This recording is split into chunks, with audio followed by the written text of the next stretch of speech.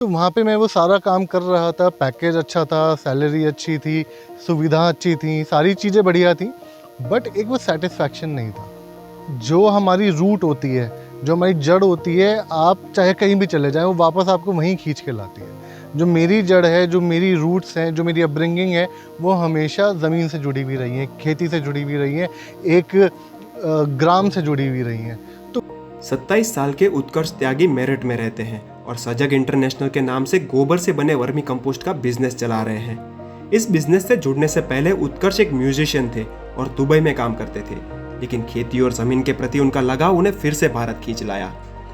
तो मैंने इस चीज़ को रियलाइज़ करा कि वो सैटिस्फैक्शन मेरे को अपने गांव में, अपने ग्राम में, अपनी ज़मीन में ही मिलेगी। तब मैंने ये डिसीजन लिया कि मैं वापस आऊं और अपने इस कार्य को एक नई विचारधारा के साथ में आगे लेके जाऊं, ग्राम के क्षेत्र में कुछ काम करूं, एग्रीकल्चर में कुछ काम करूं। दरअसल इस बिजनेस की शुरुआत उत्कर्ष की मां ने कई साल पहले की थी और इसी बिजनेस को आगे बढ़ाने और खेती को ज्यादा से ज्यादा ऑर्गेनिक बनाने के लिए उत्कर्ष इस बिजनेस से जुड़े। जब हमने स्टार्ट किया तो बहुत छोटे से स्तर पे हमने स्टार्ट किया था। करीब 2 किलो केचुए हमने लिए थे। एक पायलट प्रोजेक्ट था जिसमें हमारे को ये देखना था कि ये कायदे में फंक्शनल है, नहीं है, कितना टाइम इसमें लगता है। धीरे धीरे करते करते हमने बहुत सारे अप्स एंड डाउन्स भी देखे। हमारे कई बार हुआ कि केचुए भी मर गए, खाद नहीं बन पाई।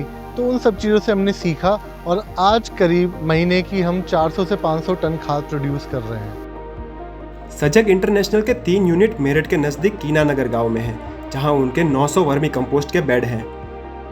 यहाँ वो वर्मी कंपोस्ट के साथ साथ कोकोपीट, नीम खली, नीम ऑयल, ऑर्गेनिक पेस्टिसाइड जैसे 10 तरह के प्रोडक्ट्स बनाते हैं।